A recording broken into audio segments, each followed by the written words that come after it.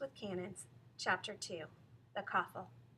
Like all the Quaker meeting houses Truth had seen, this one, too, was a log cabin shanked with red clay, and like the others, it was divided by a center aisle into a side for men and boys, and one for women and girls.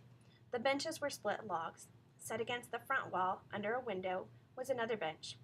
3 people sat there facing the others, 2 elderly men in gray at one end, and at the other an old woman in black with a bonnet bigger than Aunt Elizabeth's. Both old men wore their wide hats, as did the men and boys of the congregation.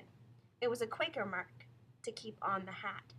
Truth had heard that men of other faiths took off their hats in church while women always wore theirs. She marveled at this. Truth looked swiftly around. Did she know anybody here? Yes. 2 round blue eyes met her dark brown ones from under a bonnet at the end of their bench.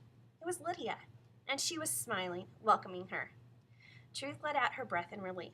Lydia was a friend already, it seemed. That was good. She wanted to lean across her aunt and wave, but that would not do at all. She smiled back, and then looked directly ahead and clasped her hands as she should. The meeting had begun. The meditating had started. Truth bowed her head and tried to clear her mind of her thoughts so that she could silently talk with God and hope for his inner light. But again, as ever, it was of little use. Images stampeded through her brain, her mama's face, Pa as she'd last seen him, their house, Indiana neighbors, her school, Robert and her aunt's words about her. How she'd like to take a mop and wipe them away as she would mop a dirty floor. Maybe she would never be able to until she was as old as the woman facing her. In Indiana, only the old people spoke out in a meeting when they had received the inner light, never the young ones. Though it was mostly men who spoke of what they had been gifted to say, sometimes women spoke too. Truth knew that this made the society of friends very unusual, for women had to keep silent in other faiths. Perhaps when she was old, she would speak and be hearkened to. The meeting went on in silence. Truth had no idea how much time had passed. It must have been at least an hour, while the winds blew through the meeting house the entire time. The only sounds she heard were a few cough, one sneeze, and the creaking of the benches as people shifted their weight. At last, one of the 2 old men on the front bench rose up and said in a deep voice, "Slavery is a curse on this nation. It must be, and it shall be stamped out. A war must come, and will come.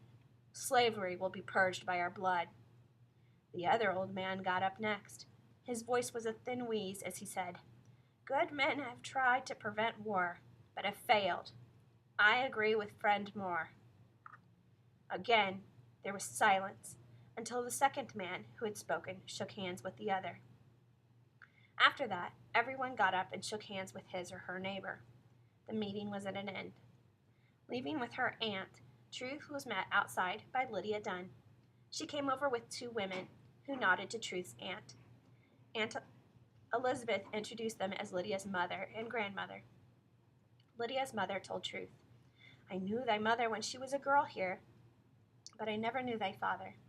I trust thee and my Lydia will be friends." "Thank thee, I'd like that," said Truth. "Come visit us soon, Sister Bardwell, and thee also, Truth."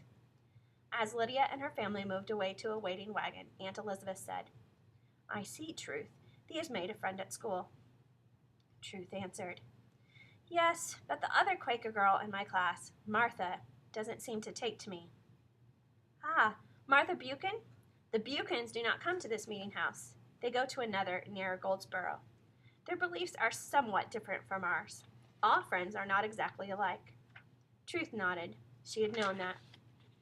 So Martha belonged to a different sect. Some Quakers in Indiana had too. "Come, Truth, let's go to the wagon. Thy uncle and Robert will already be there. Todd will come soon when he's done with what he has to say to Lucy. Would thee like to sit in the back with the boys?" Truth looked to her left. Under a tree stood Todd, and close to him was a slender girl in a brown cloak. Truth could tell from the way she tilted her bonnet up to him, and he leaned to her, that she would be his love. She sighed. Would anybody ever look at her like that? Though Truth wanted to say to her aunt, "No, I'll sit with thee," she did not. Her aunt wanted her to get to know her cousins better and to make friends with them. Her mouth twisted. Robert Bardwell might be a Quaker, but to her he was no friend. His every glance at her told of his resentment. Todd was more easygoing and far more likable. Well, not one word she would pay out to Robert on the way back to the farm. That night, Truth thought it might snow by morning. In Indiana it would have. But when she looked out her little window at the front of the house in the early light, she saw only a white rime of frost on the road. This was the South. It was very cold outside, but the sparkling ice crystals could be gone by midday. There was no wind to bite through her coat and scarves, but all the same, she'd best bundle up as if there were. The three Bardwell men had already breakfasted and gone to the barn to start their chores. So Truth and her aunt ate ham and eggs and biscuits together. The food was very good, better than at home, where she'd done most of the cooking for the past year. Truth had never been able to make biscuits and dumplings properly. Her aunts were like clouds in the sky. Truth's were like bullets. Pa had even said so. Bullets. That word made her think of the war that was coming. All friends were set against wars. They were known for that belief, but they could not stop them. They were peace lovers, not fighters. What would happen if war came? Should she really flee to Indiana? Could she? Would the Bardwells let her? What would happen to Robert and Todd? Quaker men did not go into armies. Her aunt's words broke into her thoughts. "Do well at school today, child," Aunt Elizabeth said as she walked to the door with Truth. "Thank thee," Truth answered, and went out with her reader, arithmetic book, and speller, wrapped to the nose in mufflers and a shawl over her coat. No one joined her on the way. Truth followed the road to Goldsboro for a time, and then cut across the fields uphill and downhill through several cow pastures. Her teacher, Michael Hartling, was young, only a few years older than Robert.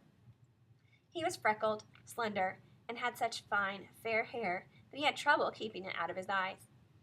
He not only kept the biggest, most troublesome boys busy stoking the black pot-bellied stove, he also ran an orderly school, and sure knew his oats when it came to teaching.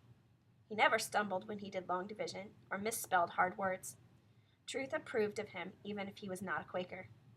That day, Lydia came over to her at recess, and they ate their boiled eggs and sandwiches together under a tree. It was still chilly. Truth could see Lydia's breath puff out in the air as she said, "I think Mr. Hartling believes thee to be the best student here. He has said so to my father. He boards with us. He says thee has the makings of a teacher." Truth mused over this. "I had thought of being a nurse. There was so much sickness in my house." "Thee is homesick for Indiana." "Yes." Truth turned her head so the sudden tears that swelled in her eyes didn't show. "My home's there, Lydia." "Thee cannot go back." "There is no one there anymore." "Then stay here with us." "What else can I do?" "Thee can visit me some day soon. Our dog has puppies." Her conversation with Lydia refused to leave Truth's thoughts as she walked back to the Bardwells' house after school. It was still darkening her mind as she came to the road to Goldsboro. Here her attention was caught by something the likes of which she had never seen before. She heard a strange clinking, jingling noise from around a bend. It was not the familiar sound of a horse's harness. She stood listening at the edge of the road, waiting for whatever it was to come into view. Her left hand flew up to cover the mouth the instant she saw it. A group of 13 men, all of them black, chained together, 4 abreast and 1 alone in front. Few had coats. Some were barefoot. On each side of the column rode white men with pistols in their belts. The man driving the supply wagon carried a whip coiled about his fist. The youngest rider wore a beautiful dark blue cloak and had a black slouch hat. His mount was a fine bay. He doffed his hat to Truth to show a handsome head of flaxen curls, a ruddy complexion, and fine, even features. He said, "Stop the coffle, Berman." The red-bearded driver shouted, "Halt!" and the black men and the wagon horses stopped at once. The young men spoke to Truth. "What do we have here?" "Quaker maid." "Why do you stare? Have you never seen a coffle of escaped slaves being taken south where they belong?" No, sir," stammered Truth. This is what Tony and Robert had been talking about in the wagon. This was a coffle. It was a dreadful thing. "I am Mr. Fields from Atlanta. Push back your bonnet so I may see if you have a pretty face." "No, sir, I don't and I won't. Thee should not ask." but I see beneath the bonnet that your hair is spun like gold." While he laughed at her, Truth fled across the road by the weary group of black men, scooted under a fence, and ran to the shelter of the Bardwell orchards. As she ran, she caught a glimpse of the fugitive slave at the front of the coffle, a tall, thin, light-skinned man who wore the remnants of a good brown cloth coat and trousers.